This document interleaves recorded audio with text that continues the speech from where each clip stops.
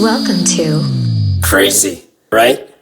A podcast Be your own person. for those affected by Crazy, right? mental health, I wanted to just try it. Crazy, It's something that I've struggled with for a while. featuring live improvised music Now I finally got my head right again. by your host, am I right? Crazy, It feels good to talk about it. right? Crazy, right? Dave Asher. My guest today is Ryan P.C. Trimble. He is a Chicago-based writer and actor who has lived his whole life with Tourette Syndrome. Ryan, thank you for joining me here today in my studio. I'm going to step over here to my piano. How are you doing today, Ryan? I'm fine. I'm tired, but I'm fine. I worked this morning at Barnes & Noble, and then I went right to the school I work at right afterwards. And I'm like pre-tired because I have to stay up late tonight, I know already. Do you find that you are, in your estimation, prone to being tired more than someone who doesn't struggle with their mental health? I think that there was a time where I was that way. I'm now thankfully at a point where I've been able to, I know what sleep I need to get, so I force myself to do it. There was a time where I would just stay up just to stay up because I was under the impression that staying up and constantly working meant that you were producing something when it may necessarily not mean that. And I would guilt myself into working later or staying later or being up more. But I've come to a point in my life where I realize that I can produce better work and just be a better person during the day if I sleep well, as opposed to staying up really late, getting 4 hours of sleep and being like, oh, look at all these like pages of things that I worked on last night that not necessarily are good, but technically I did do them. It's better to just go to sleep, I guess. Yeah, I can definitely relate to that. I feel like I just relate in a lot of ways. Getting good sleep is good for my mental health as well. Yeah. Sorry. Please go ahead. Well, just since we haven't exactly said what's wrong with me yet. Yeah, okay. Yeah, sure. Ryan, what's wrong with you? What's wrong with me? It is a fun thing called Tourette Syndrome. Tourette Syndrome, everybody. And you mentioned sleep. I should have immediately begun with it. Is exacerbated by a lack of sleep. So I would find myself having more symptoms of it during the day if I didn't sleep well. Which was especially bad when I had a job where I had to be on television every morning. And you would be like, oh, there's the twitchy boy again. He didn't sleep well. So your Tourette syndrome, how does it manifest yourself? Twitching, it sounds like. What are the other, how does it present for you? Yeah, so Tourette syndrome presents itself, like most things, differently for everyone. But what happens with me, and in sort of a general, the base level of Tourette's is either vocal or motor tics. And what that means is that I move bits of myself in ways that one, I guess, normally wouldn't move.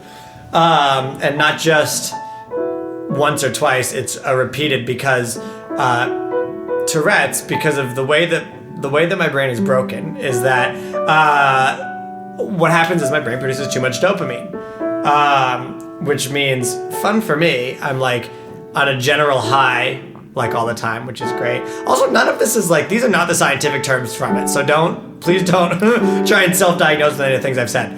But this is just my experience of it, is that I as a doctor explained it to me, is that my brain produces too much dopamine, and because of that, it's constantly slightly freaking out, basically. Now, you've referred to it as both slightly freaking out and also being high all the time. Is there, and I can certainly imagine that both can exist simultaneously, but yeah. So you're feeling kind of up, but also freaking out. Could you go into that a little bit? Yeah, I guess that was the not the correct vocabulary for it. Sure. I know what you mean, though. Perhaps. Yeah. Please go into it, though. Thank you. Not freaking out so much in a paranoia almost the opposite direction, where I don't get worried about a lot of things. And when I say I'm at a level high, I don't really know what it's like to be high, just because my brain is just producing so much of that chemical all the time. So as opposed to freaking out or flipping out as in being scared or paranoid, that's not exactly the case. It's just that my brain is saying that I should move more than I ought to, and I have no way to turn that off. So I will have, you can't see it now because of the medium, but if you were to look at me right now, my shoulder is constantly going. I have a slight twitch with my shoulder. And the more I talk about him, the worse it's gonna get. So this is great that you can't see this mess. It's just, imagine a bunch of like bendy straws fighting against each other. That's what I look like right now. But I move my shoulder a lot, and that goes into my neck. I do stuff with my toes, which is hidden because it's in my shoes. I have a neck thing where I have to like crack my neck. And what's the other one? It's like trying to touch my elbows behind my back.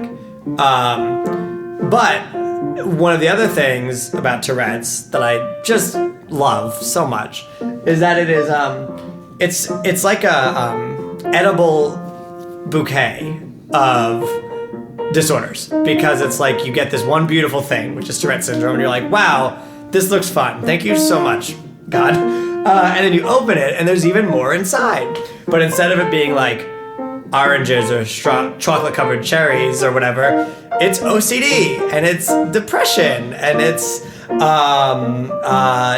attention problems. So besides the tics that I cannot control, my brain then says, oh, well, you can't just do it once. Of course, that would be foolish to just do it once. You have to do it several times, or you have to make sure that you get your elbows as close to each other as possible, or you have to see how far you can bend your, what's that called? The wrist on your foot, ankle. Is that the word? Yes. So Ryan, when these tics happen, this sensation that feels like your body, it's very interesting to me. It sounds like you're giving a voice to this thing in terms of like it's telling you you're here. It's almost like you're reading your own thoughts, saying move this 3 times, move this 3 times. Yeah. And that's what your body does.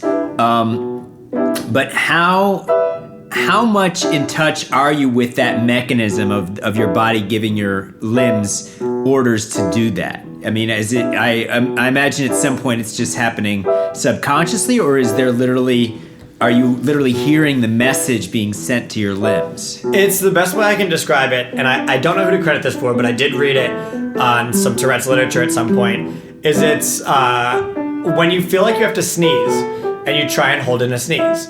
You don't summon a sneeze, but then when it's there, you can hold it back for a little while, but then you just have to sneeze. And that's what my twitches are like. That's what my tics are like. So I know, for example, right now, my shoulder is freaking ready to go. It wants to party, and I'm trying to hold it back. And there's gonna be a moment, there it is, there's gonna be a moment where I can't, and my body just has to do it. But unfortunately, because I've held it back, the tension and the force makes it hurt more, and it's a harder tic than it would have been if I had just done it. So you don't fight it usually? No, I don't fight it, and I've developed a personality that allows me to hide it in broad gestures and loud noises and living theatrically in everyday life, as Jenna Maroney would say. Would you explore that personality construction and give sort of a sung monologue of introducing yourself as who you are and these type of gestures that you make and how they factor in to the brand of your personality? Yeah, absolutely. When you meet me, you may say, golly, that boy is loud, he's got a lot to say. When you meet me, you might say, oh, gee, will he stop moving or talking today? But the truth of the matter is I don't have a choice. The truth of the matter is my loud voice and my movements and my gestures are just my special way of hiding the fact my brain's not working today or any day. You may think, gosh, could he just speak English? Or geez, will he stop dancing around? But the fact of the matter is I can't bring my brain to the ground. Here's the thing, I can't stop moving around. 'Cause if I do, all of you will see just what's not going quite right up there in my brain cavity. Nice, thank you. I also, my throat hurts because I my other job is I work in an axe throwing range. Really? I do, yeah. And I screamed all Sunday, which was bad because I know I have singing stuff throughout the week. Who are you screaming at, or what are you screaming at? I mean, besides who I am. Don't throw generally. that axe at me. So the room it's a small room, so it echoes. So any noise people are making, I have to scream over them.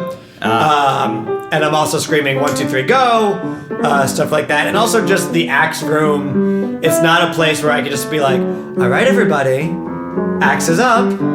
Whenever you're ready, it takes a sort of like, all right, everybody, 1, 2, 3, go.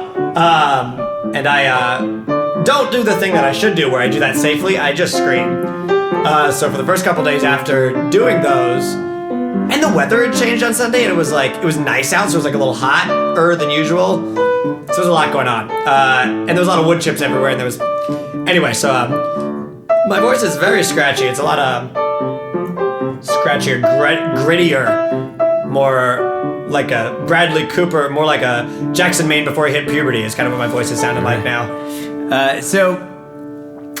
Would you take me back a little bit, Ryan, to when you first found out in your life that you had Tourette's?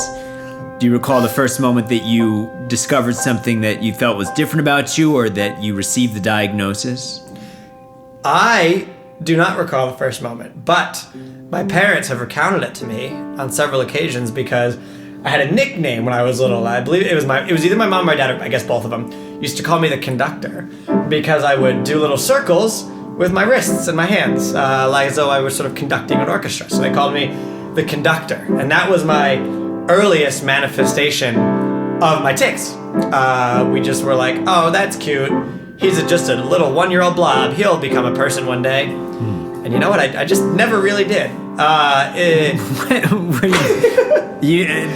grow out of it. I mean, Oh, I see. He'll grow out of it. Was the hope. And I didn't grow out of it.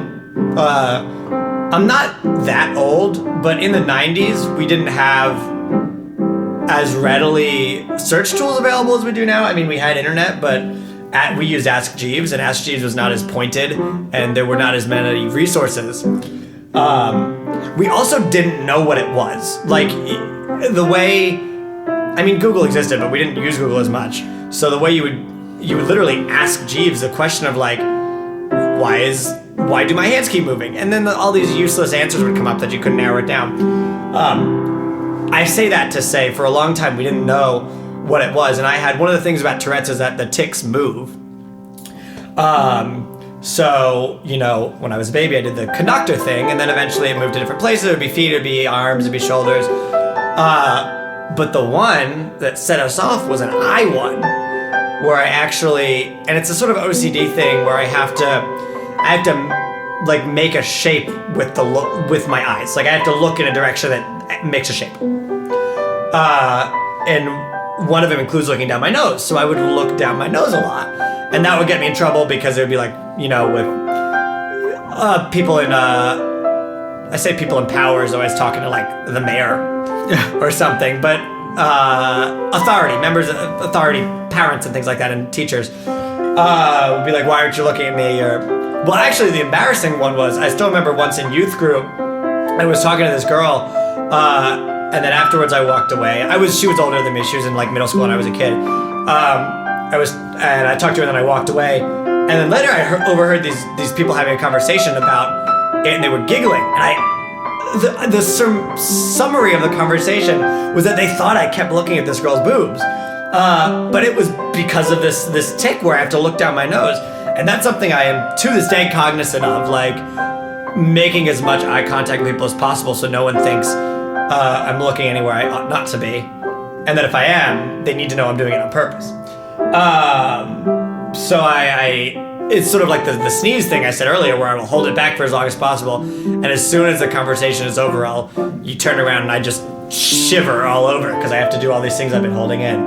Ryan, do you find in either contrast or comparison to this aspect of you that is at times holding things back, do you feel like as a communicator generally with people, you are forthcoming with information, or do you feel like you're withholding, or do you feel like you're kind of an open book? Where do you fall on that continuum? Oh, I'm incredibly open. Like, that's something I've always prided myself on, and that's thanks to my parents a lot, is that we were never a family that kept things, or we were allowed to express ourselves, even if that got us in trouble. Like, we were encouraged to express ourselves and our feelings, not in a bratty way, but just to know, like, hey, you can say what you're thinking. I think a lot of that comes from both of my parents from Long Island, so there's a lot of just yelling that's in my blood.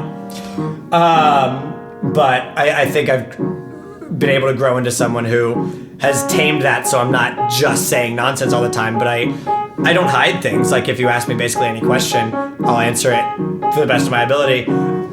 Or also, I will say, I don't want to answer that, or I don't want to talk about that. There's not any, like, skirting an issue with me, I felt. And that it includes Tourette's, that includes this, because it's something that, if someone asks me about it, I'm happy to explain what it was.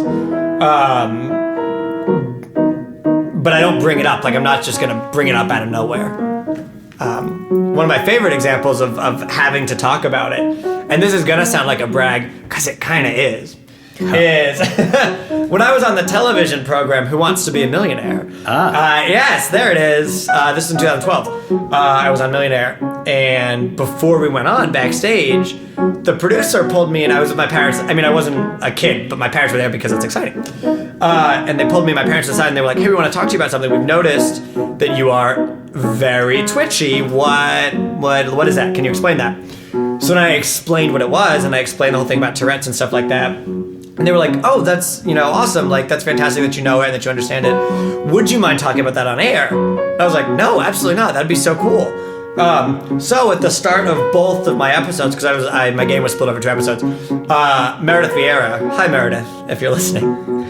If you're listening, Meredith, I did eventually use that money to study at Second City, like I said I would back in 2012. I did. So improv comes up on this podcast from time to time, and so you started improvising in 2012, you said? No, I started improvising a long, long time ago.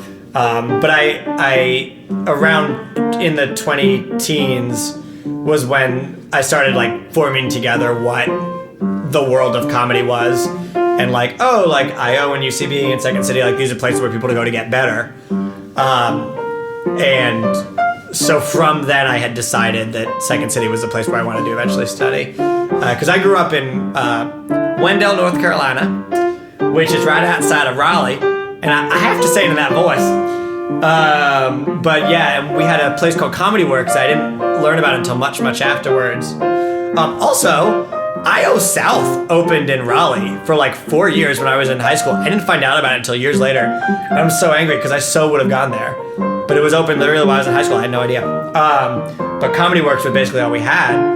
And they were short form, and it was somewhere you went for birthday parties. I now have become friends with a lot of the people who do Comedy Works, and I know it's so much more than that. But at the time, I was like, oh, it's a silly place you go for birthday parties. I didn't know it was a school and all that stuff.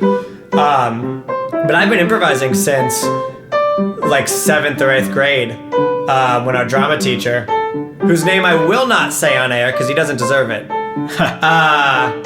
who's my drama teacher, the literal one good thing he's ever done for me is that he introduced me to improv. And we learned improv as a way to save a stage scene that had gone wrong. Like that was the first improv I had, was to learn, let's say you're doing, you're a servant in Pygmalion and Professor Higgins forgets his line.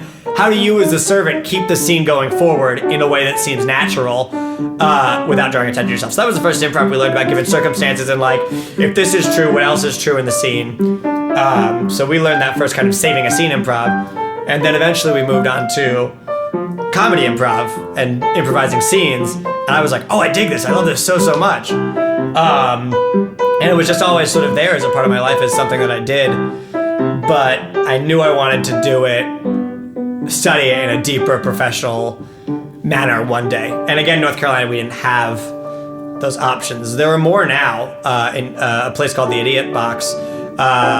Is in Greenville, I think, and there's a PIT, People's Improv Theater, open in Chapel Hill, which is fantastic.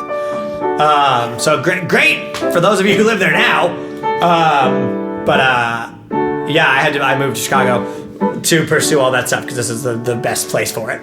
Have you found that your experience studying improv and performing improvisation, have you felt like it has given you any insight into your experience with mental health? Yeah. Absolutely. It has helped me feel not alone in ways that it helped me feel not alone in ways that ways that I didn't know I could feel alone were immediately rectified. If that means anything, like I think it does, but feel free to unpack it. Okay, great. Let's freaking do it. Like I would find things I found in other people places in myself that I was missing that I didn't know I was missing. And I've also found that... Could you be specific with that? Yeah. So many people in theater and for whatever reason in comedy have all... it makes me wonder if everybody has mental health problems and just some people got around to getting diagnosed. But so many people I feel like in comedy especially have some sort of mental health problem. Specifically, I've noticed a lot of us are depressed, and not in just that like cutesy way of like, ooh, I'm sad, but in that like literal, our brain is fighting against our will to live way. And I've found so many people that I've been able to connect with and support, and that who have supported me in that struggle, and in that fight against ourselves, which is a terrifying thing to realize that your body is trying to destroy you. And that sounds melodramatic. That's very melodramatic. But hey, here we are. So to be able to find people who not only understand that, but who have gone through it and who are going through it, is something I never, or is something I always wanted. And I'm so thankful that I've been able to find. I have to call out one friend in particular. Kate is the only other person, Kate Duncan Sherwood, is the only other person that I've met that actually has Tourette's, who's admitted to it. And we found out about it because we met on one night. And one of us made fun of the other for something, and then the response was, oh, it's because I have Tourette's. And then there was like a moment where our souls like left our bodies, and we just kind of like communed above everybody else because we'd never met anyone else like that. And I met Kate because of comedy. This was actually back in North Carolina with my sketch group Pineapple Shaped Lamps. We had a bunch, all of my friends were in the group, and Kate was a friend of a friend. She came over to my house one night, and a lot of us were just hanging out. And she's been a fantastic resource. She's so smart, she's so intelligent, and she understood her diagnosis way before I did, so she's been able to help point me in the right directions of things, and I'm just very thankful for her. And I don't know that I would have ever found her if it hadn't been for comedy or writing or any of that sort of stuff. Do you feel there's earlier you mentioned, potentially ironically, thanks God, and regardless of the origin or whatever, do you feel like theatrical people or improvisers, do you feel like there's some sort of evolutionary or spiritual purpose or reason behind this, I guess you could say, burden that you have and connecting it with a life in the arts? Gosh, wouldn't it be great if I had an answer to that?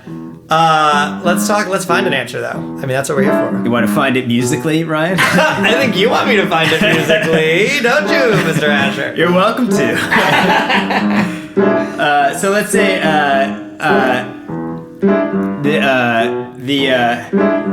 the purpose for it all. That's the Ryan now sings. Up next. Shout out to Up Next. Hey. Ryan now sings a bluesy song about the purpose of this burden. Well, you all came to listen to me talk. You came to listen to him play. But listen up, 'cause I'm here tonight, and I've got something to say. You might wonder what we're doing, or why we're the way we are. But no matter how much you ask, my friend, the answer's very far, 'cause no one knows what they're doing. No one knows why we're here. You may think you know where you're going. When you get there, things just aren't very clear. You might think that you've got an idea or a path set out.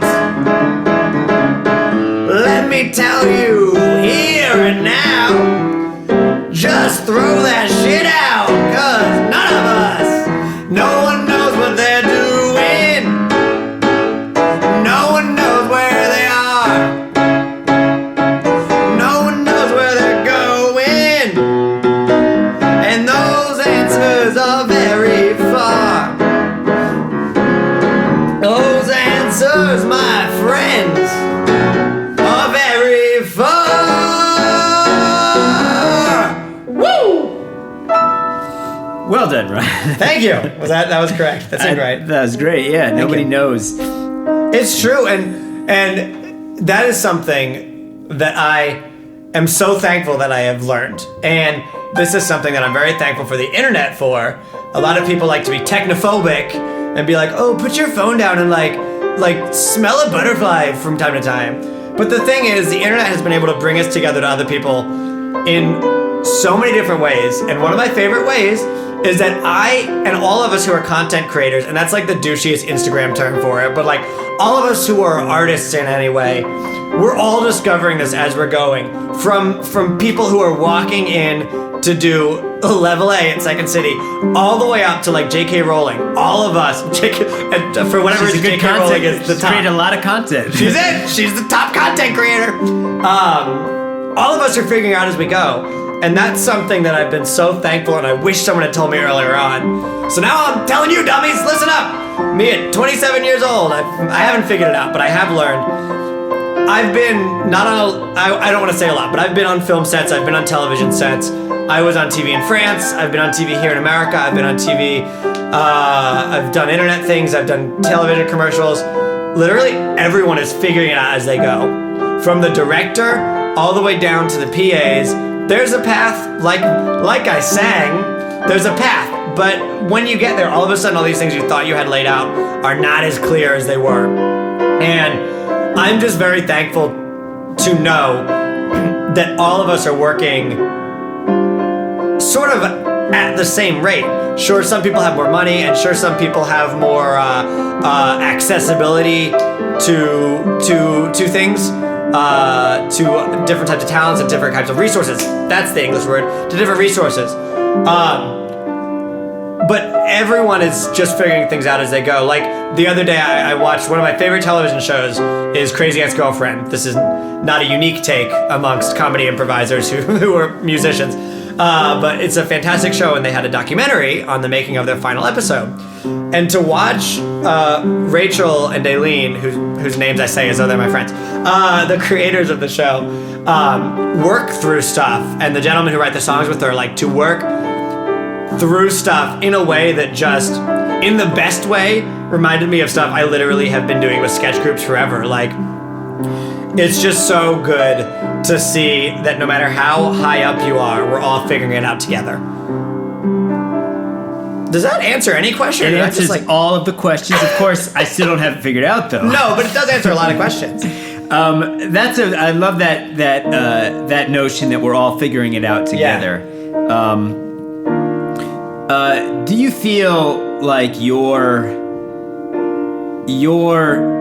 situation with mental health and Tourette's, do you feel like that gives you, in the vein of we're all figuring it out together, do you have a verse, that not sung necessarily at all, but do you have something you can add into the equation for those of us who do not have Tourette's?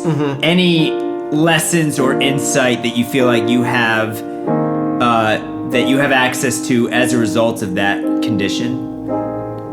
I think the greatest thing I've learned from the way that I am is in the South we have this saying. The saying is "let go and let God," and what that means is sometimes you just have to go, all right, this is how things are going. And for most people, that's a sort of general, let's just see where my life takes me. But for me, I literally have to let go of control of my body in a way that other people don't. I have to just say, all right, knees, if I have to crack you 3 times in a row and then lick my elbow, because otherwise my brain won't let me walk forward, I'll do it. Or, if I have to do a 2-step down the hallway because otherwise my brain will refuse to let me move, I guess I have to do that. And that is a lesson that I have been so thankful that I've been able to apply to so many things. So many job interviews I've gone on and so many auditions I've gone on that you just have to say, all right, if it's going to happen, it's going to happen. And on a very corporeal level for me, it's like, yeah, if my shoulder's gonna hurt all day, there's literally nothing I can do about it.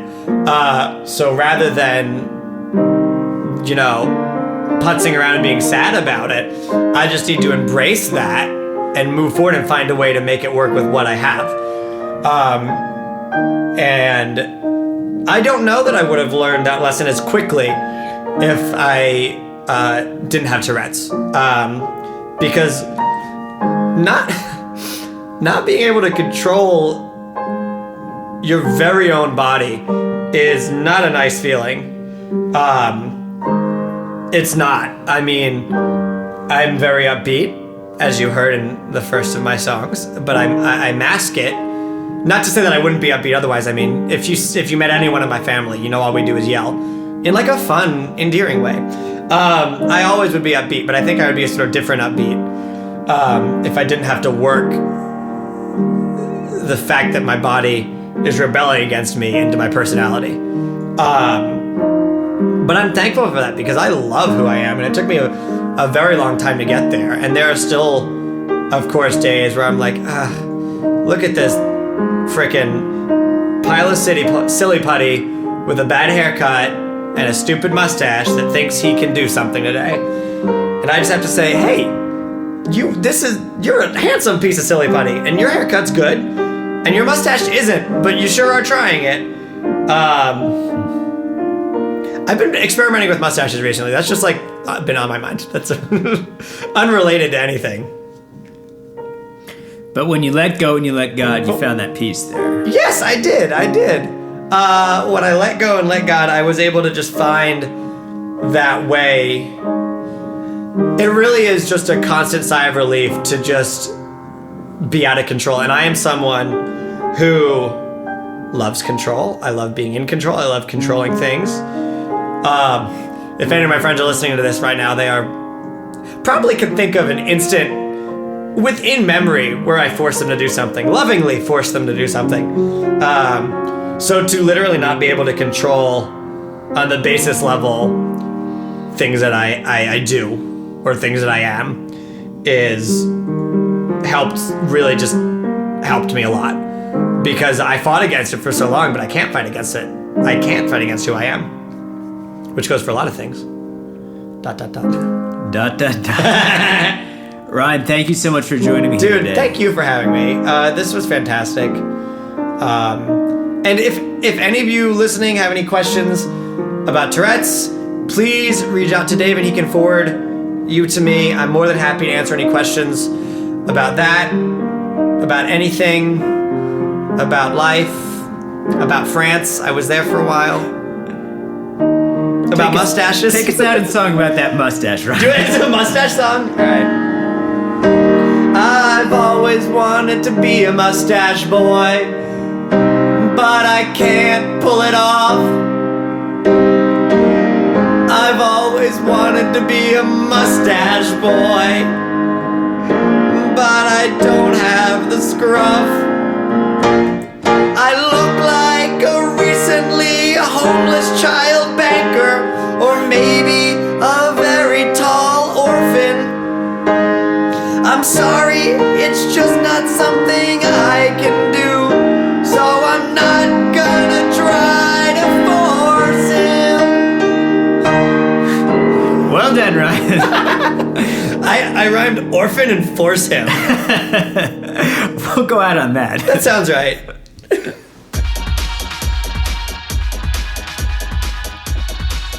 Thank you again to Ryan P.C. Trimble. You can reach Ryan on his Facebook page @RyanPCTrimble and can catch him performing around Chicago with the musical improv team Up Next, as well as Frogprov, which is a French and English bilingual improv team, and his sketch group, The Sexy Little Backpacks. Thanks again, Ryan, and take care.